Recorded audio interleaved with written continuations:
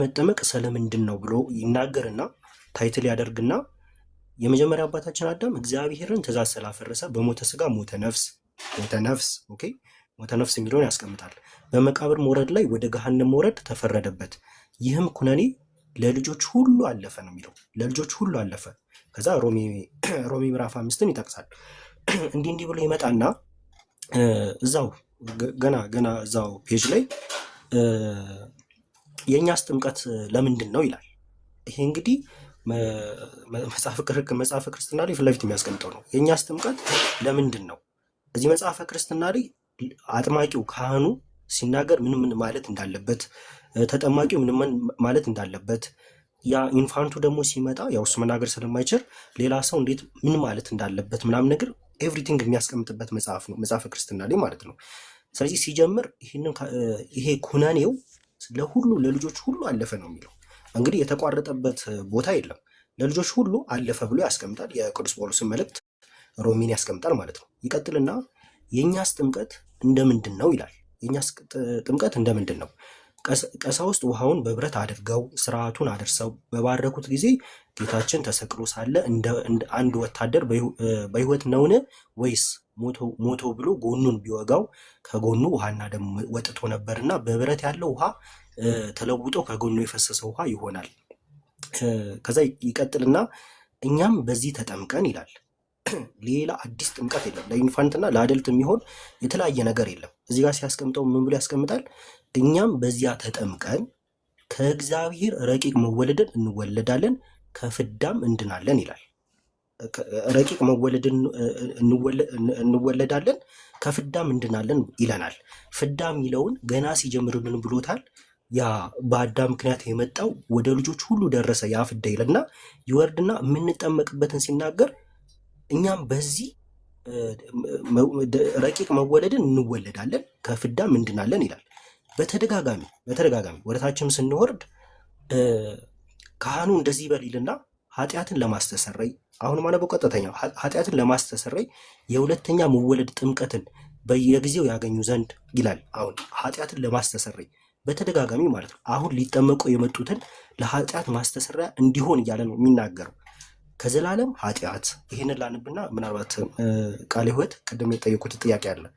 ለህፃናት ወይ ደግሞ ለኢንፋንት ብቻ ካህኑ ሲያጠምቅ የሚለው ነገር አለ ወይ የሚለውን ያስረዱኛል። እዚህ እችኛዋን ብቻ ላንባት። ከዘላለም ኃጢአት ኦኬ፣ ቁጥር ማን ነው? ገጽ 20 ላይ ከዘላለም ኃጢአት ይነጹ ዘንድ ይላል። ይሄ ገና ለሚመጡት ማለት ነው። ለመጠመቅ ስማቸውን ስለሰጡ በሃይማኖት ወደ ጸጋው ስለገቡት እንለምናለን እንማልዳለን እያለ ይመጣና ከዘላለም ኃጢአት ይነጹ ዘንድ ለጥፋትም ከመገዛት ነፃ ይወጡ ዘንድ ነውና ሁሉን የያዝከ አምላካችን እግዚአብሔር ስልጣን በእጅህ ያለ አምላክ ነህ እያለ ይቀጥላል ማለት ነው። ከዛ ዲያቆን ይበል ስማቸውን ስለሰጡ ለመጠመቅና ለኃጢአት ስርየት ዝግጆች ያደርጋቸው ዘንድ ነው ይላል። ኦኬ፣ ለኃጢአት ስርየት ዝግጆች ያደርጋቸው ዘንድ ነው። ይሄ ዲያቆኑ ዲያቆኑ እዛ ጋር አጥማቂው የሚላቸው ነገሮች አሉ። እዚህ ላይ በተደጋጋሚ ለኃጢአት ስርየት እያለ ያስቀምጣል ማለት ነው። ይሄ መጽሐፈ ክርስትና ነው። የቅድም የተጠቀሰው መጽሐፍ ላይም ደግሞ ስለ ኢንፋንት ስለ ህፃናት ጥምቀት ሲያስቀምጥ ለዳግም ውልደት ብቻ ነው የሚል ነገር የለውም። ጥምቀት ለኃጢአት ስርየት መሆኑን ያስቀምጣል። እኛም ደግሞ ህፃናትን እናጠምቃለን ቢልና መጽሐፍ ቅዱሳዊ ቤዝ ይሰጠዋል ማለት ነው። አይ ቲንክ ድምፄ ከተሰማችሁ በደንብ እሺ ኢዮብዬ በጣም አመሰግናለሁ። ሰምቻለሁ ከመጀመሪያው ጀምሮ የተናገርከውን ሀሳብ ያነበብከውንም ምንድነው በሁለታችን መካከል ልዩነት ያለ አይመስለኝም። ምክንያቱም ቅድምም ወንድማችን እስክንድር በጠየቀው ጥያቄ ላይ ምላሽ በምሰጥበት ሰዓት የተናገርኩትን ነገር ነው አሁንም ከመጽሐፉ ላይ ያነበብከው ማለት ነው። ምክንያቱም እኛ ምን ብለናል? ኃጢአት በራሱ ከወላጅ ወደ ልጅ አይወረስም። ኃጢአቱ በራሱ በደሉ ከአባት ወደ ልጅ ወይም ከወላጅ ወደ ልጅ አይወረስም። ነገር ግን የኃጢአት ውጤት የሆነው ወይም ኮንሲኮንስ ኦፍ ሲን የምንለው ይሄ መርገሙ፣ ፍዳው፣ ኩነኔው ቁራኝነቱ፣ ሞት፣ ከጸጋ መራቆት፣ ለኃጢአት የተጋለጠ ማንነት ይዞ መወለድ፣ እነዚህ ሁሉ ነገሮች የኃጢአት ውጤት እንደመሆናቸው ከኃጢአተኛ ሰው የተወለደ ሁሉ እነዚህ ነገሮች ያገኙታል ብያለሁ። አሁንም ያነበብክልን የክርስትና መጽሐፍ ክርስትና ላይ ሕፃናት በሚወለዱበት ሰዓት ከአባት እና ከእናት ወይም ከወላጆች ኃጢአትን ይወርሳሉ የሚል ቃል የለም። ኢዮብዬ ምናልባት ከመጀመሪያው ጀምሮ አንብበው ከሆነ ማለት ነው። ነገር ግን ምንድን ነው ከፍዳ ከቁራኝነት ከመርገም እያለ ነው የሚጠቅሳቸው። ቅድም እንዳልከው አሁን ለምሳሌ አዳም አባታችን በሰራው ኃጢአት ምክንያት በሞተ ስጋ ላይ ሞተ ነፍስ፣ በርደተ መቃብር ላይ ርደተ ገሃነም ተፈርዶብን ነበር ይላል። ያ ማለት እንግዲህ ኃጢአቱ በራሱ ወደኛ መጥቷል ሳይሆን የኃጢአቱ ውጤት የሆነው በሞተ ስጋ ላይ ሞተ ነፍስ ማለት ሁለቱንም ሞት ነው። በቃ የስጋና የነፍስ ሞት የሚለውን ነው። ርደተ ገሃነምና ርደተ መቃብርና ርደተ ገሃነም የሚለውም ፍርድን ነው የሚያመለክተው። ስለዚህ በአጭር ቋንቋ ሞትና ፍርድ ወይም ኩነኔ የሚለውን እንያዘው። እነዚህ ነገሮች በራሳቸው ኃጢአት አይደሉም፣ ነገር ግን የኃጢአት ምንድናቸው? ውጤት ናቸው። አዎ ይህንንማ እኛ ሁላችን አምነን እንቀበላለን። ምን ብለን ነው የምናምነው? ሕፃናት ሁሉ ከኃጢአተኛው አዳም የተወለዱ ሕፃናት ወይም ልጆቹ በሙሉ የዚህ ውጤት ተካፋዮች ተቋዳሾች ናቸው። ከዚህ ለመውጣት ከዚህ ነፃ ለመሆን የግዴታ ሚስጥረ ጥምቀት፣ ቅዱስ ጥምቀት ያስፈልጋቸዋል። ከዚህም አንጻር ነው እኛ ሕፃናትን በ40 እና በ80 ቀን የምናጠምቃቸው። በእርግጥ ይሄ ብቻ ባይሆንም ቅሉ ማለት ነው። ከዚህ በኋላ ነፃ ከወጡ በኋላ ደግሞ ጸጋን፣ ልጅነትን፣ ሀብተ ረድኤትን ያገኛሉ በሚለው ምንስማማ ይመስለኛል። ሐሳቤን ካገኘኸው ባጭሩ ላለማንዛዛት ያህል። አይ በቃ እሺ፣ ሌሎች ይቀጥሉ። ምናልባት ያው የተርሚኖሎጂ እንትን መሰለኝ እኔ እየታየኝ ያለው እንጂ ኃጢአት ስርየት የሚለው ምንድነው? ለኃጢአት የሚለው ይመስለኛል ሁላችንም እንትን እያለን ያለ እንጂ ተግባብቻለሁ ብዬ አስባለሁ። ቀጥሉ ላይ እሺ ግን እዮባዬ ከይቅርታ ጋር እዮባዬ በቀጥታ የአዳም ኃጢአት ወይም ጊልቱ በደሉ ወደ ልጆቹ ወይም ወደ ሕፃናት ይተላለፋል ብለህ ታምናለህ? እንደ አንተ ከይቅርታ ጋር በፍጹም ነው የተላለፈው ወደ ልጆቹ። ቆይ በአዳም ምክንያት ልክ እዚሁ ላይ እንደሚያስቀምጠው ከራሴ እንትን አድበለው እና እዚህ መጽሐፍ ክርስትና አሁን እርሱ ያሉትን ሙሉ በሙሉ እያልኩኝ ያለሁት እሱን ስለሆነ ያ ፍዳው ኮራፕሽኑ ዴዙ እነዚህ ሁሉ በአዳም ምክንያት የመጡ ነገር ናቸው። ወደ ልጆች ተላልፈዋል። ኦልሬዲ የተላለፈ ነገር ነው ብዬ አምናለሁ። ኦኬ ምክንያቱም እዚህ መጽሐፈ ክርስትና ላይ እንደሚያስቀምጠው አሁን እንዳነበብኩት ማለት ነው። ከዛ የተለየ ነገር አላምንም እኔ። ይሄ ላይክ ኃጢአቱ በቃ ወደ ልጆቹ መጥቷል አይነት ነገር ሳይሆን ልክ እዚህኛው መጽሐፈ ክርስትና ላይ እንደሚያስቀምጠው ማለት ነው። አሁን የመጀመሪያው አባታችን አዳም በቃ አዳም ኃጢአትን ሰርቷል። ያ የሰራው ኃጢአት የእግዚአብሔርን ትእዛዝ ስላፈረሰ በሞተ ሥጋ ሞተ ነፍስ በመቃብር መውረድ ላይ ወደ ገሃነም መውረድ ተፈረደበት ይላል። ይሄ ፍርድ ደግሞ ለሁሉ ደርሷል። ስለዚህ ይሄን ፍርድ ወይ ደግሞ ይሄ ኩነኔ ለልጆች ሁሉ አለፈ ብዬ አምናለሁ ማለት ነው። እሺ በጣም አመሰግናለሁ። አይ እንደዛ ከሆነ ሀሳባችን አንድ የሆነ ይመስለኛል፣ ወይ ደግሞ አንድ ነው ብዬ አምናለሁ። እንግዲህ በዝርዝር ጉዳዩ ሲታይ ሰፊ ሰዓት የሚወስድ ከሆነ ሌላ ጊዜ እንወያይበታለን እንጂ ወይ የተለየ ሀሳብ ካለ አንድ የሆነ ይመስለኛል። ምክንያቱም ከአዳም በራሱ በቀጥታ ይሄ ሄሬዲታሪ እንደምንለው ይሄ የተወረሰ ዱብ እያለ በዘር በኩል ወደ እያንዳንዳችን የሚመጣ ኃጢአት አለ ብለን እኛ አናምንም። ከዚህም የተነሳ ነው ጥንተ አብሶ ወይም ሀበሳ ዘጥንት ወይም ደግሞ ኦሪጂናል ሲን የሚለውን የማንቀበለው እንጂ እንደው ምናልባት ይሄ የኃጢአቱ ውጤት ደርሶብናል የሚለውን ለመግለጥ ከሆነ ኦሪጂናል ሲን የሚሉት ኦኬ፣ እንደዛ ከሆነ የቃላት ልዩነት ነው ብለን እንቀበላለን። ነገር ግን እኛ የምናምነው መምህር እኛም እኮ ኦሪጂናል ካፕቲክ ኦርቶዶክስ ቸርች ኦሪጂናል ሲን ስንል ኃጢአት በዘር ይተላለፋል እያልን አይደለም። በአንቶሎጂ ማለት አዳም የሰው ዘር ወኪል ሁሉ በመሆኑ በሱ ውስጥ ነበርን ነው። ምክንያቱም እግዚአብሔር አዳምን ብቻ ስለፈጠረ እኛ ደግሞ ከአዳም ዘር እየተካፈልን ስለምንወለድ በአንቶሎጂ ረገድ ነው እንጂ የአዳም ፐርሰናሊ ሲን እኛ ላይ ጊልትን ወርሰናል እያልን አይደለም ኦሪጂናል ሲን ስንል። ለዛ ነው ኤርሊ ሲናገሩም እንደዛ ከሆነ እስማማለሁ። አንድ ግን ጥያቄ አለኝ እኔ አባታችን በጣም ቃለ ሕይወት ያሰማልን። ግን አንድ ግን በጣም መጥራት የሚገባው ጥያቄ ስላለ ነው። አሁን አባታችን ጠይቃቸው ሸይማኔ እየጠበቅኩ ነበር። አንድዬ በእናትሽ አንድ የኛ አባት ስለሆኑ እንዲያጠሩልኝ ስለምፈልግ ነው እኔ ለራሴ ማለት ነው። የኛ አባት ስለሆኑ ይቅርታ ማለት ይቅርታ ኢዮብ ይቅደም ተብሎ ነበረ። እኔም ጥያቄ እኮ አጭር ነው ግን አጭር ነው። ግድ የለሽም ሀና ተናገሪ። ሼማ ብዙ ጊዜ ገብተዋል። ሀንቸው ምንድን ነው የምትይው? ቀላል ጥያቄ ነው። አንተ በደንብ ጊዜ ወስደህ ትጠይቃለህ። እኔ ሰው እንድጠይቅ የጠየቀኝ ነው እና መልስ ይዤ ለመሄድ ፈልጌ ነው።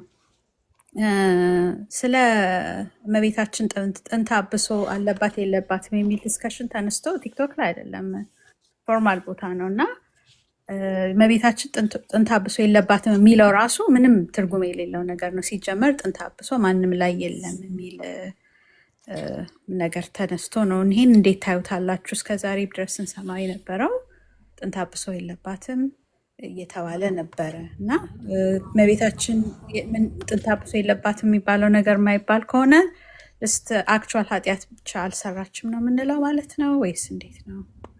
ይሄ ነው ዋናው ጥያቄ። ጥንተ አብሶ ማንም ሰው ላይ ስለሌለ እሷም ጥንተ አብሶ የለባትም ማለት አይቻልም። ማንም ጥንተ አብሶ ስለሌለበት የሚለውን እንዴት ታዩታላችሁ? ኢማኩሌት ኮንሰፕሽንን ዲቴይል ውስጥ እንድትገቡ አይደለም። ማንም ጥንተ አብሶ የለበትም ማንል ከሆነ ያንን ቨርቤጅ እንዴት ልንጠቀም እንችላለን ነው ዋናው ኮንሰርን። ይኸው ለእኔ ይመስለኛል አይደለ? አዎ ለእርሶ ነው መምህር። እሺ ተታለም እግዚአብሔር ያክብርልን። ጥሩ ጥያቄ የተነሳ መቼስ በዚህ በጥንተ አብሶ ጉዳይ ላይ በምንወያይበት ጊዜ በተደጋጋሚ የሚነሳ ጥያቄ ከመሆኑ አንጻር ተገቢ ጥያቄ ነው ወይም ጥሩ ጥያቄ ነው ለማለት ነው። ምን መሰላችሁ ቤተሰብ፣ አሁን እዚህ ጋር ብዙ ጊዜ ጥንተ አብሶ ማለት በራሱ ምን ማለት ነው፣ ኦሪጂናል ሲን የሚለውስ ሄሬዲተሪ ሲን የሚለውስ ምንድን ነው የሚለውን ነገር ክሊርሊ የሆነ ተጨባጭ የሆነ እንትን ቢኖረው ደስ ይለኛል። ማለት ይሄ ኮመን የሚያደርግ ዴፊኒሽን ቢኖረው ወይ ደግሞ የሆነ ሀሳቡን ሰብሰብ የሚያደርገው ትርጉም ቢኖረው ደስ ይለኛል። ነገር ግን የተለያየ እይታ ሰዎች ያስቀምጣሉ። በዋናነት ግን እኛ እንደ አንድ ኦርቶዶክሳዊ የተዋህዶ አማኝ የምናምነው በቤተ ክርስቲያናችን ምን ይታመናል? እመቤታችን ቅድስት ድንግል ማርያም እንኳንስ የምልአት ማን ነው ጥንተ አብሶ ሊኖርባት ይቅርና የሰው ልጅ በሙሉ ራሱ በጥንተ አብሶ አልተያዘም ብለን እናምናለን። ምን ማለት ነው? ኃጢአቷ በራሷ ከአዳምና ከሔዋን ዱብ ዱብ እያለች ቅድም እንዳልኳቸው ማለት በውርስ ደረጃ በዘር እየተከፈለች መጥቶ በሰዎች ሁሉ ላይ የደረሰ አይደለም። እንኳንስ እመቤታችን ላይ በእርግጥ አሁን እህታችን ይመስለኛል ከካቶሊክ ቤተ እምነት ትመስኛለሽ እና በካቶሊክ ቤተ እምነት አረዳዱ መቼስ አንቺ ታውቂዋለሽ፣ ላንቺ አልነግርሽም። ደሆን የሰው ልጅ ዘር በሙሉ በዛ ቦንዴጅ ወዛ በኃጢአት ማለት ነው ይያዛል። እመቤታችን ግን ጌታ ላዘጋጃት እንትን ትልቅ ዓላማ ስፔሻል የሆነ ኮንሰፕሽን አላት። እሷ ተለይታ ለዛ ስራ ማለት ነው። ከዚህ አንጻር ነው ስፔሻል ኮንሰፕሽን ኦፍ ሴንት ሜሪ የሚባለው አይደለ? በእኛ አስተምህሮ ግን እንኳንስ እመቤታችን ይቅርና የሰው ልጅ በሙሉ ከማንና ከማን የኃጢአቱ ምክንያት የበደሉ ድርጊት ዋና ተጠያቂና ባለቤት ከሆኑት ከአዳምና ከሔዋን በስተቀር ሌሎቻችን የኃጢአቱ ውጤት እንጂ ኃጢአቱ በራሱ አልደረሰብንም የሚል ነው የምናነሳውና ሐሳቤን አግኝተሽዋል እህት አለም? እኔ ጥያቄ አለኝ በዚህ ላይ እሷም ቀድማ ስለጠየቀች ነው እንትን ያለችው። ይሄንን በጣም ወሳኝ ጥያቄ ነው። እኔ መልሴ ልስጥና አንተ ትቀጥላለህ። መልሴ ልስጥ አለ እሳቸውን ስለጠየቁኝ ይሄንን እንዴት አገኘሽው መልሱን ስላሉኝ ለሱ ልመልስላቸው። አሁን የነገሩኝን እንዳለ በደንብ ልክ እንደነገሩኝ አድርጌ እነግራታለሁ እና ምናልባት እሷ ፈርዘር ጥያቄ ካላት እንደገና ጥያቄውን አምጥቼ ደግሞ የእኔ ጥያቄ ስላልሆነ ነው። ከዚህ እኔ ኦርቶዶክስ ናትና ኮንፊውዝ ስለሆነች እና የመጠየቅ እንትኑ ስለሌላት ከተማረችበት ቦታ ደግሞ ያንኑ መልስ ስለሆነ የምታገኘው ግራ ስለገባት እንድጠይቅላት እንትን ብላኝ ነው አሳስባኝ ነው። እና ይህን እነግራለሁኝ ለማለት ነው መምህር። አይ እሺ እህት ዓለም ብቻ ግን ባጭሩ እንድትረጅ የምፈልገው ምንድነው ባጭሩ እንኳንስ በእመቤታችን በሰው ልጆች ሁሉ ይሄ የለም ሲባል በዋናነት ኃጢአት አይወረስም ከሚለው አስተምህሮ የተነሳ ነው። እና ይሄ ለምሳሌ በቅርብ ጊዜ ይመስለኛል አይደለ ካልተሳሳትኩኝ በካቶሊክ ቤተክርስቲያን እንኳን እንደ ዶግማ ስፔሻል ኮንሰፕሽን ኦፍ ሴንት ሜሪ የሚለው የጸደቀው እንደው አስተምህሮ ከበፊት ጀምሮ ነበር ቢባልም በዶግማ ደረጃ ግን የጸደቀው ከቅርብ ጊዜ ያ ማለት አላቅም ጊዜውም ትክክል ብትነግሪን ደስ ይለኛል። ግን የቅርብ ጊዜ እንደሆነ ነው እየተመለከትኩት በመረጃ ወይ ደግሞ በጽሁፍ ደረጃ ማለት ነው። ግን በቤተ ክርስቲያናችን ግን ለምሳሌ አሁን ቅዱስ ያሬድም ይላል መንፈስ ቅዱስ አቀባ እምከርሰ እማ መንፈስ ቅዱስ ከእናቷ ማህፀን ጀምሮ ጠበቃት ሲል ከምን አንጻር ነው የሚለውን በራሱ አስተምህሮ አለን። ኃጢአት አይወረስም ብለን እያመንን ካደ ከምን ድረሱ ጠበቃት የሚባለው ቢባል ኃጢአት ካመጣ ውጤት ጠበቃት፣ እንዲሁም ደግሞ ዘር ከመቀበል ከግብረ ይሄ ግንኙነት ከማድረግ ድንግልናን ከማጣት ዘር ከመቀበል የሰስሎተ ድንግልና የምንለው ማለት ነው። ከነዚህ ሁሉ ነገር ጠብቋታል፣ ከልሏታል ብለን ሉቃስ ወንጌል ላይ ያለውን አንስተን እናገራለን። በአጠቃላይ ግን ለተነሳው ጥያቄ መልሱ የሚሆነው እንኳንስ እመቤታችን የሰው ልጅ በሙሉ ኃጢአት አይወርስም የሚለው አስተምሯችንን ነው። አመሰግናለሁ ዓለም። እሺ ወንድሜ ለእኔ መሰለኝ ጥያቄ ያለ። አይ ይሄ የቤተ ክርስቲያናችን ትምህርት እያሉ ሲመጡ ሊቃውንቱ ስለ ጥንተ አብሶ በዘር እንደሚመጣ እያወቁ እንኳንስ እስከ አዳም ዘር ግማሹ በመስቀል ላይ ነው ጥንተ አብሶ ተወገደ እየተባለ እየታመነ እርሶ ደግሞ በጭራሽ ጥንተ አብሶ የለም ሲባል ጥንተ አብሶ ሊቃውንቱ ጥንተ አብሶ አለ የለም ሲሉ ስለ ጥንተ አብሶ እውቀት የላቸውም ነው እያሉኝ ያሉት እርሶ? ጥንተ አብሶ እርሶ ሲሉ ለምሳሌ ጥንተ አብሶ አለ የለም ብሎ ሲከራከሩ በቤተክርስቲያናችን ስለ ጥንተ አብሶ ሲነገር እርሶ እነዚህ ሊቃውንቶች የቤተክርስቲያን ሊቃውንቶች የነበሩ ሰዎች ጥንተ አብሶ ማለት ስቴት እንደሆነ አያምኑም እያሉ ነው ወይስ ጥንተ አብሶ የሚባል ትምህርት መሰጠቱ ስህተት ነው ትምህርቱም ስህተት ነበረ እያሉ ነው? ወንድም ዓለም ቅድም ምን ብያለው መሰለህ ወጥ የሆነ ትርጉም ወይም ደግሞ ወጥ የሆነ አረዳድ እስካሁን ድረስ ያለው አይመስለኝም። እኔ በዳሰስኩት ዳሰሳዬ መሰረት የተለያየ እይታ ነው የሚቀርብበት ይሄ የጥንተ አብሶ ጉዳይ ማለት ነው። ከዚህ ነገር ግን በቤተክርስቲያናችን ውስጥ ስለ ጥንተ አብሶ በሚነሳበት ጊዜ ርዕሱ እንደ በርዕሰ ጉዳይ ሲነሳ ወይም ይሄ ነገረ ኃጢአት ትምህርቱን በምትማር ሰዓት ወይ ደግሞ በምትወያይበት ሰዓት ግን የቤተክርስቲያናችን አስተምህሮ ወይም ደግሞ አጠቃላይ ሐሳቧ ኃጢአት በራሱ ከወላጅ ወደ ልጅ የሚወረስ ካለመሆኑ አንፃር ወይ ደግሞ እኛ እንደዛ ብለን ባለማመናችን ምክንያቱም ባህሪ አይደለምና እንደዛ ባለማመናችን ምክንያት እኛ ትምህርቱን አንቀበለውም። የቱን ካልከኝ ይሄ ኦሪጂናል ሲን ጥንተ አብሶ ወይም ደግሞ ሄሬዲታሪ ሲን የሚለውን አንቀበለውም። መምህር እርሱ አሁን ያመጡት ይሄ በቅርብ ጊዜ የመጣ ትምህርት ነው። ይሄ አዲስ ትምህርት ነው። አሁን እርሶ እያሉን ያለውት ኦሪጂናል ሲል ወይንም ጥንተ አብሶ ሲባል ጊልት አለው ብሎ ያስተማረ አንድ አባት አለ? በአዳም ውስጥ ሆነን በድለናል ያለ ሰው አለ? ንገሩኝ እስቲ። አሁን የውርስ ኃጢአትም ሲሉ እነ አለቃ አያሌው እነ ብዙ ሊቃውንቶች አባቶች በዚህ ጉዳይ ትልልቅ አባት ሲነግሩ እስከ አዳም ድረስ ኃጢአት ይወረሳል ሲባል ወይንም ጥንተ አብሶ በውርስ ይመጣል ሲባል አንድ ሰው ጊልትን ይወርሳል ያለ ሰው አለ? ወይም በአዳም ውስጥ በድልናል ያለ ሰው አለ? ወይንም እርሱ ነው የራሱን ዴፊኒሽን ሰጥተው መጥተው እዚህ ጋር አይ ጥንተ አብሶ ማለት የውርስ ኃጢአት ነው፣ የውርስ ኃጢአት ደግሞ ጊልት ነው ብለው ነው እየሰጡ ነው ያሉት። ሼማ ትንሽ ተረቅ ኦኬ አይደለም። አይ የሊቃውንታችን የቤተክርስቲያናችን ትምህርት እንኳን እሱ በእመቤታችን ላይ አሁን እሷ እንደጠየቀችው ላይ ይሄ ሁላ ውይይት ሲካሄድ እንደዚህ አይነት ጥያቄም አይቀርብም፣ ውይይትም አይካሄድም ነበር። ጥንተ አብሶ ከጊልት ጋር እንዳልሆነ ይታመናል፣ ስቴቱን እንደሆነ ይታመናል። ስለዚህ እኔ እርስዎ የምጠይቀው ጥያቄ ጥንተ አብሶ ስቴት ከሆነ ጥንተ አብሶ በዘር የሚተላለፍ ከሆነ ስቴቱ ከሆነ ይኸውን ፍዳው ምናምን የሚባለው ወይም ትርጉም የሚሰጠው እናንተ የምትሰጡት እኛ ጥንተ አብሶ ብለን የምናምነው በዘር የሚተላለፍ ከሆነ የት ነው የቀረው ጥንተ አብሶ ነው? እሱ ነው ጥያቄው። ወንድም አለም ምናልባት እንግዲህ የተለመደ ነገር ከሆነ አላውቅም። አሁን የምትናገርበት ቶን በራሱ ትንሽ ከበድ ይላል። እኔ በተረጋጋና በሰከነ ህሊና ነው መወያየት የምፈልገውና ጥያቄህን በጥያቄነት አከብራለሁ፣ እቀበላለሁ። ይሄ የእኔ ትርጉም አይደለም ወንድምዬ። የተለያዩ መዛግብትን መጽሐፍትን ማገላበጥና ማየት ትችላለህ በቤተክርስቲያናችን ውስጥ ያለውን። በአጠቃላይ ብዙ ጊዜ የኦሪጂናል ሲን ወይ ደግሞ የጥንት አብሶ ጉዳይ ሲነሳ ኃጢአትን እንወርሳለን ወይ ደግሞ የአዳም ልጆች ኃጢአትን ከአዳም ወርሰዋል ብለው የሚናገሩ ሰዎች አሉ ወይ? አዎ አሉ። ነገር ግን የኛ ቤተክርስቲያን ይህንን አስተምሮ የማትቀበልበት ምክንያት በሊቃውንቱ መዛግብት ላይ በብዙ አይነት መልኩ 1 2 3 ብለህ መቁጠር ትችላለህ። አሳማኝ የሆኑ ምክንያቶችን አባቶቻችን ሊቃውንት ያቀርባሉ።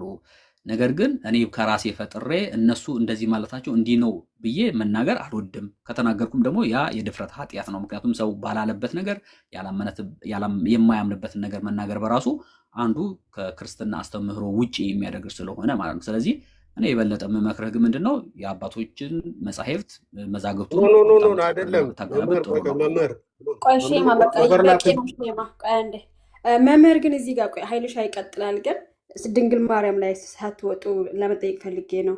በኢትዮጵያ ኦርቶዶክስ ድንግል ማርያም ጥንተ አብሶ አለባት የለባትም ክርክር የለም በሊቃውንቱ እያሉ ነው መምህር? ክርክር የለም ሳይሆን ገና በመሰረታዊነት ቅድም እኮ ተናግሬያለሁ ደግሜ ደጋግሜ ነገረ ኃጢአት በሚነሳበት ላይ ሰዎች የውርስ ኃጢአት የሚባል አለ ይላሉ። እንዲሁም ደግሞ አክቹዋል ሲን ወይ ደግሞ ይሄ የግብረ ኃጢአት አለ። እሱ የግብረ ኃጢአት እውነት ነው፣ ሁላችንም እናምንበታለን። ልክ ይሄ ጉዳይ ሲነሳ ግን ወደ እመቤታችን ይሄድና ጉዳዩ እንትኑ ትርጓሜው የፈለገ ይሁን ግን ድንግል ማርያም ጥንተ አብሶ አለባት የለባትም የሚል ጥያቄ የለም ወይ ብዬ ነው እኔ። እንዳለ ከፈለጉ በቪዲዮ ማስረጃ አቀርባለሁ። እንዳለ ግልጽ ነው። ምክንያት ካለ ደግሞ ከየትኛው ጥንተ አብሶ ነው የትኛው ጥንተ አብሶ ነው ድንግል ማርያም አለባትም የለባትም ተብሎ ክርክሮስ የሚገባው የትኛውን ነው? ሀኒቾ ምን አለ መሰለሽ ቅድም እኮ እየተናገርኩ ነበረ። በአጠቃላይ ነገረ ኃጢአት ሲነሳ የሚወረስ ኃጢአት አለ፣ የግብረ ኃጢአት አለ ብለው ሰዎች ይናገሩና በተለይ ደግሞ ከቅርብ ጊዜ ወዲህ ይሄ የካቶሊኩ አስተምህሮ እየበዛ ወይ ደግሞ ይሄ እየተስፋፋ በሚሄድበት ሰዓት ወይ ደግሞ ያችን ቀለም ትንሽ የቀመሱ ሰዎች በቤተክርስቲያን ያ ማለት በቀጥታ ካቶሊክ ቤተክርስቲያን ብቻ እያልኩኝ ሳይሆን አንዳንድ ተጽዕኖች አሉ አይደለ በሀገራችን ውስጥ ያሉ ሂስቶሪካሊም ወይ ደግሞ የፖለቲካውም ተጽዕኖ ምናምን እንትን ሲላቸው አንዳንድ መምህራን ወይ ደግሞ በዛ አይነት ሀሳብ የተወሰዱ ሰዎች ሀሳቡን አንስተውታል። አልፎም ተርፎም ደግሞ በእኛ ቤት ውስጥ ያሉት ጥቂት ሰዎች ደግሞ አምነውበት እንዲህ ነው ብሎ ሀሳባቸውን አስቀምጠዋል። ነገር ግን እንዲህ በጉባኤ ደረጃ ወይም ደግሞ እንደው በጣም ቢግ ዲል ሆኖ የተነሳ ነገር አለ። በየመጽሐፍቶቻቸው ግን አስቀምጠዋል፣ ተናግረዋል። ሀሳቤ ምናልባት ካገኘሹ ማለት ነው። እመቤታችን ማርያም በራሷ የውርስ ኃጢአት አለባት ወይስ የለባትም ብለው ሀሳብ አንስተዋል። አዎ ምንም ጥርጥር የለው፣ በተለያዩ መጽሐፎች የምናገኛቸው ስለሆነ ቤተክርስቲያናችን ግን ለዛ የሰጠችበት ምላሽም ደግሞ አለ ለማለት ፈልጌ ነው። እኔ ምላሹን አሁን ምንም አያደርግልኝም። ግን እኔ ጥንተ አብሶ ከሌለ የማይታመን ከሆነ ድንግል ማርያም ጥንተ አብሶ አለባት የለባትም ተብሎ ክርክሩ ለምን? ለምሳሌ በኮፕቲክ ስላለች ከላይ ኮፕቲክ ቸርቾች ድንግል ማርያም ጥንተ አብሶ አለባት ብለው ያምናሉ። ስለዚህ የትኛው ጥንተ አብሶ ምንድነው? ጥንተ አብሶ አለባት ሲባል ምን አይደል? ስለዚህ ይሄ ኦሪጂናል ሲን የሚባለው ትምህርት አለ ማለት ነው ለማለት ነው። ከፈለጉ ይመልሱ፣ ካልሆነ ችግር የለውም። እስቲ ሀኒቾ እዚሁ ጋር ካነሳሽው አይቀር አሁን አንቺ ኦሪጂናል ሲን ወይ ደግሞ ጥንተ አብሶ ስትይ ወይ ደግሞ ወደኛ ወደ አዳም ልጆች ተላልፏል ብለሽ የምታምኝ ከሆነ ምኑ ነው የተላለፈው? ኃጢአቱ በራሱ ነው ዱብ ዱብ ብሎ የተላለፈው ወይንስ የኃጢአቱ ውጤት ነው? አይ የኛ አይ ቲንክ ሌላ ጊዜ ቤት ተከፍቶ እንደ ትምህርት ይሰጣል። የእናንተን ነው የዛሬ እየጠየቅን ያለ ነው። እኔ የእናንተን አሁን እኛ ድንግል ማርያም ጥንተ አብሶ አለባት የለባትም ተብለን አልተከራከርንም እኛ። ስለዚህ እናንተ ጋር የድንግል ማርያም ጥንተ አብሶ አለባት የለባትም ክርክር አለ። ደግሞም ጥንተ አብሶ የሚባል ደግሞ የለም ከተባለ ስለዚህ ታዲያ ድንግል ማርያም ጋር ነው ወይ ጥንተ አብሶ ለማለት ፈልጌ ነው። እንግዲያውስ የኛን አስተምህሮ ወይ ደግሞ የኛን እምነት ከሆነ ዛሬ እየጠየቃችሁ ያላችሁት በእኛ አስተምህሮ ውስጥ የሰው ልጅ ወይም ማን ነው የአዳም ልጆች ከአዳም ኃጢአቱን በራሱ ይወርሳሉ ከዚያም ኃጢአተኞች ይሆናሉ የሚል አስተምሮ የለንም። ምክንያቱም ኃጢአት አይወረስምና። ነገር ግን የኃጢአቱ ውጤት ግን ወደ ልጆቻቸው በሙሉ ተላልፏል ብለን እናምናለን።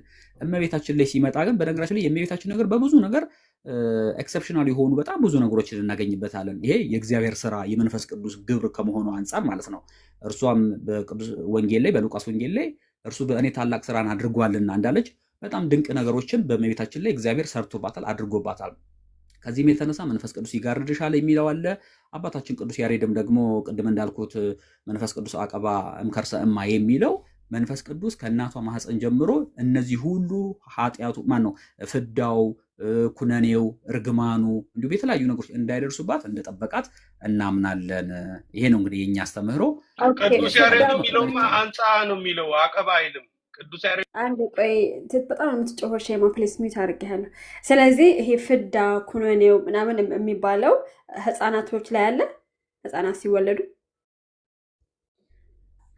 ቅድም እኮ እየተነጋገርና የተማመንን መሰለኝ። ይሄማ ለአዳም ልጆች በሙሉ ደርሷል። ምክንያቱም ጥምቀቱ ራሱ ያስፈለገው ከእንደነዚህ አይነት እስራት ነፃ ለማውጣት እኮ ፍዳውና ኩነኔ ኃጢአት አይደለም ታዲያ? ይሄ ፍዳው ኩነኔ ምናምን የሚባለው ኃጢአት ተብሎ አይጠራም?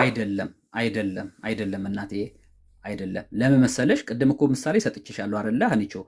አንድ አባት በራሱ ጥፋትና ወንጀል በሽታ ቢያጠቃው ያ በሽታ የመጣው በወንጀሉ በኃጢአቱ ምክንያቱ። ስለዚህ ወንጀለኛም ኃጢአተኛም ይባላል፣ በሽተኛም ይባላል። የሱ ልጅ ግን ባልሰራው በደልና ኃጢአት የበሽታው ተጋሪ ይሆናል። በሽተኛ ይባላል? አዎ።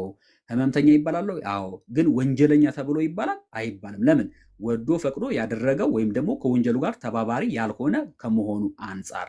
በሽታው ግን የአባትም ነው የልጅም ነው። ወንጀሉስ የአባት ብቻ ነው፣ የልጅ አይደለም። ስለዚህ ህፃናት የአዳም መርገም፣ ፍዳ፣ ኩነኔ፣ ቁራኝነት ተላልፎባቸዋል? አዎ።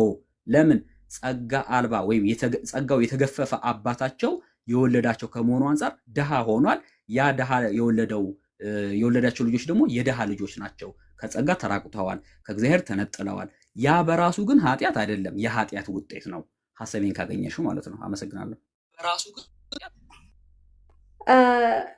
ቅድም እኮ ምሳሌው እኮ እርሶ ያመጡት ምሳሌ እኛን ነው የሚደግፈው። ሰውየው አባትና እናት ባሰሩት ኃጢአት ሰውየው ለምሳሌ ከሚስቱ ውጭ ሂዶ ስላመነዘረ ነው የኤችአይቪ ተጠቂ የሆነው። ስለዚህ የአባትየው እንትን ወደ ልጁ ማለት ልጁ ሳያስበው የኤችአይቪ በሽተኛ ሆኗል። ኦኬ። ስለዚህ ልጁም በሽተኛ ሆኗል። ልጁ ኃጢአት አልሰራም ማለት አላመነዘረም፣ ገና ህፃን ነው። ግን ደግሞ በአባትየው ኃጢአት በአባትየው በደል ደግሞ ልጁ በሽተኛ ሆኗል ነው። ስለዚህ እኛም እኮ ከአዳም ጋር አብረን አልበላንም እኮ፣ ትእዛዝ እኮ እንትን አልተላለፍንም። ግን አዳም ስለወደቀ እኛም ወደቅን ነው፣ እኛም በሽተኛ ሆነን ነው። ኦኬ። ክርስቶስ ለአዳም ነው የመጣው? አዎ።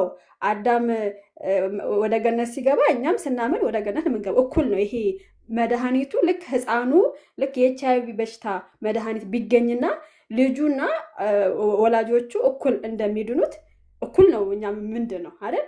ስለዚህ ይሄ ምሳሌ የሚደግፈው እኛን ነው። መምህር ሀኒቾዬ ከስር በኮሜንትም ሀሳቡ ተደጋገመ የሚል ሀሳብ እየቀረበ ስለሆነ ወደ ሌላ ብናልፍ ጥሩ ነው። ነገር ግን አሁን ላነሳሽው ነገር በትክክል አንቺን አይደግፍሽም ወይ ደግሞ እናንተን አይደግፋችሁም ብዬ አምናለሁ። ምክንያቱም አሁን አንቺ እያልሽኝ ያለሽው አባትም ልጅም ወንጀለኛ የሚለው ቅጽል ወይም መጠሪያ ይገባቸዋል እያልሽ ነው። ምክንያቱም አዳም በሰራው ኃጢአት አዳም ኃጢአተኛ እንደተባለ ሁሉ እኛም የኃጢአቱ ወራሾች ከመሆናችን አንጻር ኃጢአተኞች እንባላለን ነው ያንቺ ሐሳብ። የኔ ደግሞ ኖ አዳም ራሱ በበደለው በደል በደለኛ፣ በሰራው ኃጢአት ኃጢአተኛ ይባላል። እኛ ያንኑ ራሱኑ በደሉንና ኃጢአቱን አንወርስም ወይ ደግሞ ወደኛ አይተላለፍም። የኃጢአቱና የበደሉ ውጤት ግን ወደኛ ይመጣል ነው ሐሳብ። መጨረሻ ጥቅስ ልጥቀስ። በበደላችሁና በኃጢአታችሁ ሙታን ነበራችሁ፣ ኤፌሶን ምዕራፍ 2 ቁጥር 1። እንዴት ነው የሚረዱት እርሶ? በጣም ጥሩ። ኤፌሶን መልእክት ላይ የተጻፈው ለኦሪጂናል ሲን ወይም ጥንተ አብሶ ነው ብሎ ያስተማረ ወይም የፈታ አባት አለ። አሁን አንቺ እንደምትረጂው የፈቱ ይኖራል። አሁን እርግጠኛ ሁኜ እንትን አይደለም፣ አሁን ማስረጃ የለኝም። ግን እኛ ግን የምንማረው በበደላችንና በኃጢአታችን ሙታን ነበራችሁ ሲባል እኛ ከማመናችን በፊት በኃጢአታችንና በበደላችን ሙታን እንደነበረን ነው እንግዲህ ሐዋርያ ጳውሎስ እየጻፈልን። ኦግስትን እያለች ነው የውልሻንቸው አሁን ሐዋርያው ቅዱስ ጳውሎስ የኤፌሶንን መልእክት የጻፈው ለኤፌሶን አማኞች ነው። የኤፌሶን አማኞች ደግሞ ከአህዛብነት ወደ ክርስትና ወይም ወደ ቤተ ክርስቲያን የተጠሩ ናቸው። እንግዲያውስ እነዚህ ሰዎች መልእክቱ ሲደርሳቸው ማንበብና ማገናዘብ የሚችሉ አዋቂዎች ናቸው። ምንም ጥርጥር የለው። መቼ ስለ ህፃናት አይደለም ይህንን ደብዳቤ ወይም መልእክት የሚጽፈው ታላቁ ሐዋርያ ቅዱስ ጳውሎስ በረከቱ ይደርብንና፣ ነገር ግን እነዛ አዋቂዎች የሆኑ አህዛብ ወይም ባክግራውንዳቸው አህዛብ የሆኑ ሰዎች በኃጢአት ሲመላለሱ የነበሩ ከክርስቶስ ማዕቀፍ ወይም ደግሞ ምህረት፣ ቸርነት፣ ጸጋ ውጪ የነበሩ ኋላ ላይ ደግሞ በእግዚአብሔር ቸርነት ወደ ጸጋው ዙፋን ወደ ተባለችው ወደ ቅድስት ቤተክርስቲያን የመጡ ለመሆናቸው ነው እንጂ የውርስ ኃጢአትን ወይ ደግሞ የጥንተ አብሶን ጉዳይ አይደለም ይሄ የሚመለከተው፣ ወይ ደግሞ እንደዚህ ብሎ አይደለም መልእክቱን እየጻፈላቸው ያለው። በነገራችን ላይ አንዳንድ ጥቅሶችን ይሄ በገደምዳሜ ከሐሳቦች ጋር የሚገናኙ አድርገን የምናነሳው ከሆነ የሐሳቡ ወይም ደግሞ የመልእክቱ ሐሳብ ምንድነው፣ ለምን ተጻፈ፣ ለነማን ተጻፈ የሚለው ነገር በጣም ወሳኝ ስለሆነ በእንደዛ አይነት መልኩ ብንረዳው ጥሩ ነው። ያ ስለዚህኛ ኃጢአተኛ አልነበርንም ነው የእርሶ ሙግት። እኔ ግን አሁን ከተረዳሁት ከእርሶም ከቀሲስ ታች ስላለ ነው ስማቸው መጠራው ከቀሲስም የተረዳሁት ሌሎች ምን እንደሚያምኑ ባላቅም ኦርቶዶክስ የምትጠመቁት ለኃጢአት ስርየት አይደለም። ስለዚህ ጥምቀት ለኃጢአት ስርየት ነው ብላችሁ መሞገት መምህር አሉ ራሳቸው። ስለዚህ እኔ 4 ዓመት ሙሉ ጥምቀት ለኃጢአት ስርየት ነው ምናምን ሲባል የነበረው እናንተ ጋር እንዳልሆነ አምኛለሁ። ለምን ሲባል ጥምቀቱ ከእግዚአብሔር ለመሆን ነው። ሲጀመር ዳግም የምንወለደው ኃጢአታችን ይቅር ስንባል ነው። ሰው ኃጢአት ይቅር ካልተባለ ዳግም ሊወለድ የእግዚአብሔር መንግስት ሊወርስ አይችልም። ራሱ ክርስቶስ ሰው ከውሃና ከመንፈስ ካልተወለደ ወደ እግዚአብሔር መንግስት ሊገባ አይችልም ብለዋል። ስለዚህ ህፃናት ደግሞ ሰዎች ናቸው። ሰዎች ከሆኑ ደግሞ ኃጢአት አለባቸው። ስለዚህ እናንተ ድቀተ ባህሪን በሉት ምንም በሉት ማለት ነው የእናንተ እንትን። ስለዚህ ለኃጢአት ስርየት ነው ካልተባለ አንደኛ እሱንም አትቀበሉ፣ ሁለቱ ደግሞ የኒቅያን ክሪዱን በአንድ ጥምቀት ለኃጢአት ስርየት ለምት በአንድ ጥምቀት እናምናለን የምትለውን እሷን እንደማታምኑ አረጋግጫለሁ ማለት ነው። ቴንኪው ቀሲስ፣ አመሰግናለሁ።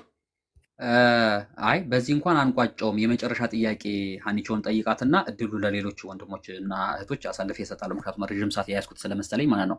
ሀኒቾ አሁን ስትደመደሚ የደመደምሽበት አካሄዱ ትክክል አይደለም። ምክንያቱም አንዳንድ ጊዜ ያልተባለውም ነገር እንደጨመርሽበት ይሰማኛል። ግን እዚህ ችግር የለውም፣ እሱን እንተውና ያው ለመወያየት እስከሆነ ድረስ እውቀትን ሼር ለመደራረግ እስከሆነ ድረስ ሰው የሆነ ሁሉ መቼስ ያው ኃጢአተኛ ነውና ወይ ደግሞ ኃጢአት አለበትና ብለሽ ተናግረሽ ነበርና የግዴታ የህፃናትም ጉዳይ በእንደዛ አውድ ስለሚታይ ማለት ነው። ያ ማለት ሰውን ሰው ያሰኘው ኃጢአት ነው ብለሽ ታምኛለሽ ማለት ነው። ምክንያቱም ሰው የሆነ ሁሉ ኃጢአት አለበትና ይሄ ጉዳይ ብለሽ የዘረዘርሻቸው ጉዳዮች አሉና ሰውን ሰው ያደረገው ኃጢአት ነው ብለሽ ነው የምታምኘው? ደግሞ ህፃናት ምን አይነት ኃጢአት አለባቸው? ሰውን ያሰኘው ኃጢአት አይደለም። መጀመሪያ አዳምና ሔዋን በእግዚአብሔር ምሳሌ በእግዚአብሔር መልክ ነው ኑና በመልካችን በምሳሌያችን ሰውን እንፍጠር ነው ያለው። በእግዚአብሔር ምሳሌ የተፈጠረን ሰው ኃጢአተኛ ባህሪ ይዞ ተፈጠረ እንደዛ እያልኩኝ አይደለም። ግን ከእግዚአብሔር ትእዛዝ ሲተላለፉ አዳም ሰው ወደቀ፣ የሰው ልጅ ወደቀ፣ ምክንያቱም ባለመታዘዙ። እኛ ደግሞ ከአዳም ከውድቀት በኋላ የተወለድን የአዳም ልጆች ስለሆነ እኛም የወደቀ ባህሪ አለን ማለት ነው። ምክንያቱም መጨረሻችን የአዳም ልጆች ነን። አዳም ሲፈጠር ግን በእግዚአብሔር መልክና ምሳሌ ነው የተፈጠረው ብዬ ነው ማምኔ። እሺ እኮ እሺ፣ ህፃናትስ ምን አይነት ኃጢአት አለባቸው የሚለውን በዛውም ነገር ሁለተኛው ጥያቄ እሱ ነው የመጨረሻ። የአዳም ልጆች ናቸው፣ የአዳም ልጆች ናቸው። ስለዚህ አዳም ምንድነው ለምሳሌ የሚያነሱት ምሳሌ አለ፣ ግን እኛ ሌላ ጊዜ ትምህርት ስለምንሰጥ አሁን መስጠት አልችልም። ግን ደግሞ እኛ የአዳም ከገነት ወይም ከእግዚአብሔር የተባረረ ምንድነው አዳም ከተባረረ በኋላ ነው እኛ የተወለድ ነው። ስለዚህ እኛ የአዳም ልጆች ነን። መድኃኒት ያስፈልገናል። እኔ እኮ የምጠይቀው ለምን ክርስቶስ መጣ ታዲያ? ማለት ይሄ ኦሪጂናል ሲን ምናምን ይሄ ኖርማል ቀላል ከሆነ ክርስቶስ አንደኛ ለምን ሰው ሆነ? ማለት እግዚአብሔር ወልድ ለምን ሰው ሆነ? ሰው ሆኖ ደግሞ ሳይበቃው ለምን ስለኛ መስቀል ላይ ሞተ? ይሄ ሁሉ ዋጋው መክፈል እኮ አልነበረበትም። ይሄ እናንተ እንደምትሉት ከሆነ ማለት ነው። እኔ ግን ሰው እንደወደቀ ሰው ወድቋል። ስለዚህ እግዚአብሔር ሰው እንደወደቀ ባየ ጊዜ እግዚአብሔር አብ ልጁን ላከልን ብዬ ነው የማምነው፣ ከውድቀታችን እንዲያነሳን ማለት ነው። እሱም በእምነትና በጥምቀት ማለት ነው።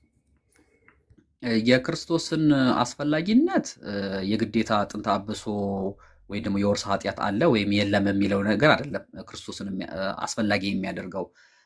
ኤንዌይስ እዛ ውስጥ አልገባም። አሁንም ፖይንቴ እንዳታስረሽኝ። ለምሳሌ አሁን የአዳም ኃጢአት ምንድን ነው ብዬ በጠይቅሽ ምን ብለሽ ትመልሽልኛለሽ? የአዳም ኃጢአትማ አንደኛ አለመታዘዝ ነው። እግዚአብሔር አትብሉ ያላቸውን በሉ እኮ እሱ አንደኛ ይሄ አለመታዘዛቸው ነው። ለዛ ነው አዳም እኮ ተሳሳት አይደል? ጨርሻለሁ። በጣም ጥሩ። እንዳይሰፋብን ብቻ አንዷን ጠቅሰሽልኛል። የአዳምን ኃጢአት ስፔሲፊካሊ አዳም በተግባር በኩነት የሰራውን ኃጢአት ነግረሽኛል። አለመታዘዝ ብለሽኛል። እንግዲያውስ የአዳም ልጆች አዳም ለእግዚአብሔር አልታዘዝ በሚልበት ሰዓት እነሱም አልታዘዝ ብለዋል ማለት ነው፣ ወይ ደግሞ አልታዘዙም ማለት ትችያለሽ። ስለዚህ ይሄንን እንደ ኃጢአት ተቆጥርባቸዋል እነሱም ላይ እና ማን ናቸው እንደ ኃጢአት የሚቆጠረው? አይ እንትን እርሶ እኮ ከአዳም የተወለዱ የአዳም ልጆች አሁን እኔ በአጭሩ የተጠየኩትን መመልሻለሁ። ኃጢአት የሰው ባህሪ አይደለም ኃጢአት ብያለሁ። ምክንያቱም አዳምና ሔዋን በእግዚአብሔር አምሳል ነው የተፈጠሩት ብያለሁ። በኋላ ግን ኃጢአትን ሰሩ። ኦኬ ምንድነው? ትእዛዝ አላከበሩም፣ የእግዚአብሔር ትእዛዝ አላከበሩም። አለመታዘዝ ደግሞ በኃጢአት ነው። ስለዚህ ከገነት ተባረሩ። ምክንያቱም እችን በበላህ ጊዜ ሞትን ትሞታለህ ተብሏል። ስለዚህ ከእግዚአብሔር መለየት ሞት ራሱ ከእግዚአብሔር መለየት ከእግዚአብሔር የተለየን። አሁን የአዳም ልጆች ከእግዚአብሔር ተለይተው ነው የሚወለዱት አይደል? ስለዚህ የእግዚአብሔር ልጆች እንድንሆን ግን ክርስቶስ መሞት ነበረበት። እኛ ደግሞ በትንሳኤው አይደለ ክርስቶስ እንግዲህ ክርስቶስ ባይነሳ ኑሮ እኛም ትናንት በክርስቶስ ትንሳኤ እኛ ደግሞ አምነን ተጠምቀን። በጣም ይቅርታ ሀኒቾ ስላቋረጥኩሽ በጣም ይቅርታ አድርጊልኝ። ጥያቄ ግን ምን ነበረ ሀኒቾ? ጥያቄ ምን ነበር? እስኪ አስታውሽኝ።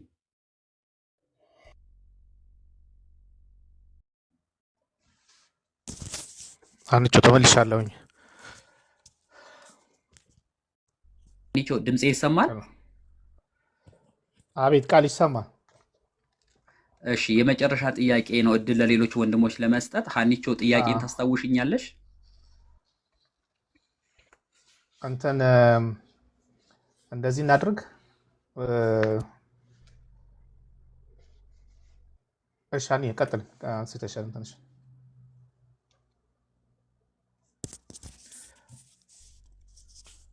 በቃ እንግዲያውስ ጥያቄውን ልድገምልሽና የመጨረሻ ላድርገው፣ ምክንያቱም በጣም እድል ማነው ቦታውን ያስኩኝ ስለመሰለኝ ማለት ነው። ይቅርታ እዚህ ገስት ላይ የምትታዩኝ ወንድሞችና እህቶች በጣም ይቅርታ አድርጉልኝ።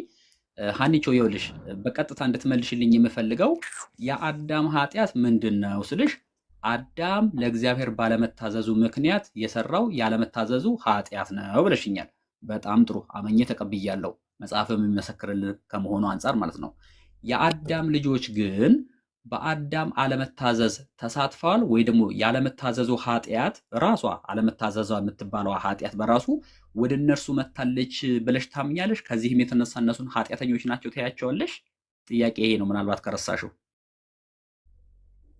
እኔ እኮ መልሻለሁ። እኛ ከአዳም ጋር ነበርን እኮ እኛ የአዳም ዘር ነን በቃ። ስለዚህ ከአዳም ጋር ነበር። ልክ ምሳሌ እኮ አለ።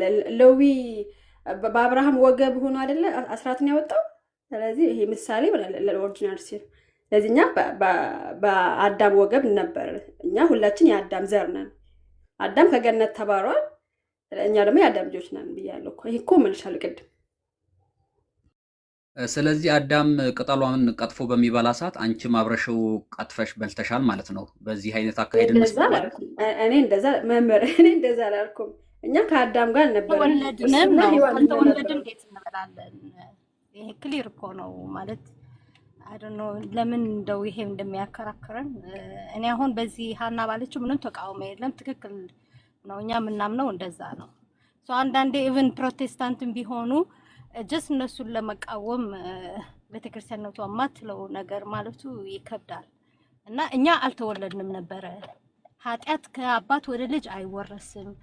ክሊር ነው ሁሉም ሰው የተናገረ ያለው እና እንደው እኔ እንደገባኝ እስካሁን ሊኖቱ ያለው የኦሪጂናል ሲን መፍታት ነው። እኛ ኦሪጂናል ሲን ስንል ምን እያለ ነው? እርስዎ እንደገባሁት ከሆነ ጊልት ይወረሳል እያልን ያለ መስሎታል። ይሄ ደግሞ ክሊር አድርገነዋል። ጊልት አይወረስም ማለት እኛ ግን ኤልዱ አልተወለድንም። እሱን ካነሳሹ ኢንተራፕት ጊልት ላደረግሽ ሳይሆን የማይወረስበት ሪዝን ዊ ወር ና ቦርን የት ነው? አልተወለድንም ነበር። ኤልዱ ኢንተራፕት ላደረግሽ አይደለም። እሺ ሀናን ቅድም ምናልባት ጊልት አይወረስም ብለሽ ታምኛለሽ አንቺ? ሀና አለሽ? አይ እኔ እኮ ወንድሞች ትምህርት ይሰጣሉ ዛሬ አኬ ያለው እናንተ መጠየቅ ኧረ አይ ኖ ኖ ማንም ፍቅር ችግር የለም። የለም። እንደው ባባችን አጎስቲን ጀስት ቆይ ልንገር ከታች ኢዮብዬ አጎስቲን አይ አይደለ አዎ የሚመረረው። አጎስቲን እንኳን እንደዛ አላለም። ጊልትማ አዳም በላ፣ እኛ አይ ደግሞ እጃችን ልከን ከቅጠሉ ቀንጥበን አፕል በላን። እንደዛ ሚል ኖ ዋን ሴይስ ዳት ኢቭን ካቶሊክስ ዶንት ሴይ ዳት። ይሄ ፖለቲክስ ነው፣ የቲክቶክ አይ ፖለቲክስ ምን ነው። መሰለሽ ኤልዱ ከታች እንትና ማነው ዶክተር ሀና ግልት ማነው ወረሰብ ላይ ያምናሉ ዲር እያሉ ነው ያ ኮመንት ላይ ሀኒቾ አንዴ ክሊር የጠየኩሽ ክሊር ላርገው። አንዴ ክሊር ላርገው። እንደው ኦኬ እሺ በየትኛው አእምሮ ነው እኛ ከአዳም ጋር እጃችንን ዘርግተን በለ? ይሄ በጣም እኔ እንደዚህ አይነት ዲስከሽን እንዲኖር አልፈልግም። ሲጀመር እኮ ጊልት የምንለው እሱ ነው አይደለ? ኦኬ ኖ ኖ ኖ ኖ ኖ ኖ ኖ ጊልት ማለት እሱ ነው እንዴ? የት ነበር እኛ? መቼ ነው ተወልደ? የዛሬ 5000 ዓመት ነበራችሁ በአካል እያላችሁን እኮ ኖ እንደዚያ የሚል አይደለም። ቃሉን አብራራልኛ። እናንተ እኮ ጊልት ታምናላችሁ እኛ ያልኩኝ ጊልት ኮንደምኔሽን ማለት ነው። ኮንዴምን መደረግ በቃ ጊልት ማለት እኮ ጊልቲ ሆነህ መገኘት፣ ኮንዴምድ ተደርገሃል ማለት ነው። ያ ኮንደምኔሽን ነው ባጭሩ። ግን አሁን አንድ እየተነሳ ያለበት ነገር አለ። እየተነሳ ያለው ነገር ምንድን ነው? ልክ ከአዳም ተወረሰ ሲባል ቤት፣ ገንዘብ፣ መኪና እንደሚወረስ አይነት ነገር ተሸክሞ የመጣ ሰው ያለ ያስመስላል። ይሄ ከዚህ ውስጥ ምንም አይነት ትምህርት አናገኝም። መቼም አእምሮ ያለው ሰው እንኳን ሃይማኖተኛ አይደለም መንገድ ላይ እንደው ምንም ሃይማኖት የሌለው ሰው ራሱ እንደው በአዳም ጊዜ የነበረ እቃ እንኳን ቢኖር በዚህ ሰዓት ለመውረስ ራሱ ይኖራል ብሎ ማንም ያስብ የለም። እንደዚህ በጣም ነገሩን እንትን አናደርግ። ይሄ ሃየር ሌቨል የሆነ ዲስከሽን ነው።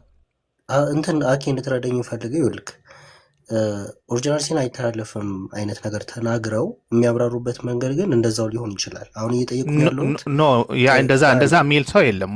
አዮብዬ ይቅርታ እንዴ ከካቶሊክ ሳይድ መልስ ልስጥ ነው። ቆይ ላጃ ቀደም እነ ጆሲ ገብተው በደንብ አብራርተዋል። የካቶሊክን ሰምተናል።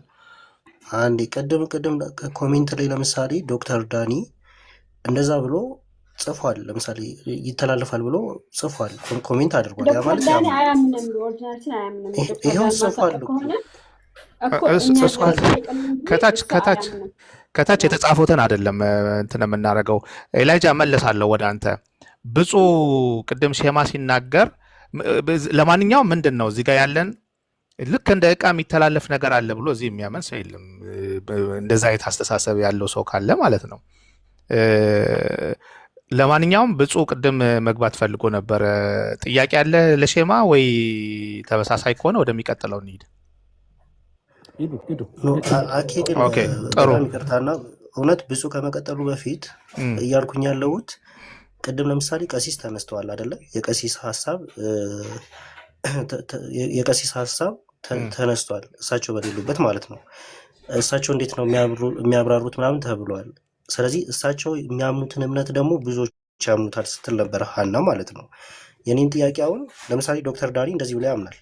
እንግዲህ ፔንቴኮስታልም ቢሆን ይህንን ስቴትመንት ትስማማበታለህ? ኦኬ የኛ ትንሽ ለየት የሚያደርገው ምንድን ነው? የኛ ኦልሬዲ የተጻፈ ነገር ነው። ማንም ሰው ከሱቅ ገዝቶ ማንበብ ይችላል። ስለ ኦሪጂናል ሲን ስንል ኦክስፈርድ ኮንፌሽን ላይ ሄዶ ሙሉን እኔ እዚህ ጋር አሁን ባነብላችሁ ጊዜ መውሰድ ብቻ ነው የሚያደርግብኝ እንጂ ሌላ ምንም የምፈጥረው ነገር የለም። እኔ አሁን ፊት ለፊቴ ቁጭ ብሏል። ፍሮም ዘ ሉትራን ኮንፌሽን ኖ አኬ ቆይ አንዴ ዶክተር ዳኒ ልክ እንደናንተ ነው የሚያምን እንደ ኢትዮጵያ ኦርቶዶክስ። ምክንያቱም እኔ ስለማውቀው ይሄኛውን ኦርዲናል እኮ እኛን አንቺው ነው ኮሜንቱን አንብቢውና ጥያቄ ታምኝበታለሽ ስቴትመንቱ። እኔ ዳኒ አይደለም ምን ይመስል እኮ አይደለም ኖ ዳኒ ይሄን እኛን እንትን ለማለት ፈልጎ ኦሪጂናል ሲን ካመናችሁ ኦሪጂናል ሲን ጊልት ነው። አሁን እንትን ነው እንጂ ያደረገው እሱ አያምንም በኦሪጂናል ሲን ጊልት ምናምን። እሱ የሚያምነው ሰው ተወልዶ ልክ እንደ ቀዲ በኩል ነው የሚያምር ባይዘው አንቺ ሞገ እየጠየቅሽ ስለነበር ነው። እኔ በጣም ይቅርታ መማማሩ ላይ እናተኩር እንጂ ቅድም አሁን ቀሲስ እንደዚህ ያምናሉ እናንተ እንደዚህ ታምናላችሁ ስትይ ነበር አይደለ? ዛትስ ዋይ ይሄንን ያመጣሁበት ማለት ነው። ዶክተር ዳኒ እንደዚህ ብሎ ኮሜንት አድርጓል። ይሄንን ታምኝበታለሽ ወይ ላልኩት እኔ ዳኒ ራሱ ይሄንን አያምንም። ዳኒ በኦሪጂናል ሲን ኦኬ እሺ አያምንም። ኢትስ ኦኬ ኢዮቤ ኢዮቤ ምን አለ አኬ ቃሊ አኬ ይቅርታ አድርግልኝና መምህር አንድ ይችላል አስተካክል። ኢዮቤ ከታች እሺ የጻፉ ሰዎች ከምን አኳያ ወይ ለሌላ ሰው እየመለሱ ይሆናል ሀሳባቸውን በማከል ሊሆን ይችላል አናውቀውም። አንዳንድ ጊዜ እኔ ራሴ ከዚህ በፊት አንድ ነገር ጽፌ እኔ የጻፍኩት ከላይ ለሆነ ሰው ነበረ የጻፍኩት ሀሳቤን ግን ዲስከሽን ውስጥ ላለ ሀሳብ የጻፍኩ አስመስሎ በጣም እንትን ይደረጋል እና ሰውየው በትክክል ምን ሊል እንደፈለገ ከማ ጋር እያወራ እንደሆነ ካላወቅን ያስቸግራል። ግን የኛ እምነት ሄዳችሁ ኦክስፈርድ ኮንፌሽን አርቲክል 2 ኦሪጂናል ሲን በሚል ራሱ የተዘረዘረ ነው። የፎርዛት ማተር ቅድምም የካቶሊክን አጥቻለሁ። ካታኪዝሙ ቅድም ከጆሲ ጋር እያነበብን ነበር አለኝ። ካታኪዝሙ ላይ 400 ምናምን ጀምሮ እስከ 407 ነው 8 ቁጭ ብዬ ማንበብ እችላለሁ። ነገ ያንን ይዤ መነጋገር እችላለሁ። አሁን የእናንተን ስላላገኘን ነው በቃ የትኛው ጋር ናቸው ያለውን የሚለውን ኮፕቲክም አለ ኦልሬዲ ገብተን ማየት እንችላለን እና ከዛ የተነሳ ነው ይሄ ሁሉ ዲስከሽን የመጣው ለማለት ነው። ይሄ ሁሉ እንትን የመጣው ከዛ ዲስከሽን ለማለት ነው እና ኢዮቤ እንትን የዳኒን ሀሳብ አሁን ምንም በማናውቀው ሁኔታ እዚህ ውስጥ ማድረግ የለብንም። ግን የእኛን እምነት ነግራቸዋለሁ። ጀስት ጉግል ብታደርጉት ፊት ለፊታችሁ ይመጣል። የተጻፈ ነው ሆል ቲንግ። ስለዚህ አሁን ምንድን ነው የምፈልገው ቡክ ኦፍ ኮንኮርድ ላይ መሄድ ትችላላችሁ። ኦክስፈርድ ኮንፌሽን ላይ መሄድ ትችላላችሁ። ተጽፏል፣ ተተንትኗል። ጊልት ስንል ምን ማለታችን ነው? ኦሪጂናል ስንል ምን ማለታቸው? ኦሪጂናል ሲን እንዴት ነው የምናብራራው? የሚጠቀፉት ጥቅሶች አባቶች የምንጠቅሳቸውን አባት ባይዘወይ በእያንዳንዱ በምንናገራቸው ነገሮች አባቶች ተጠቅሰዋል እና እንዴት ነው የሚያብራሩት የሚለውም ተጽፎታል። ይሄንን አንብብለት እስኪ። እኔ ደቃቃ ነው አይታየኝም። ይታያል ወይም በቴሌግራም ልላክልህ ከቡክ ኦፍ ኮንኮርድ አውጥቼ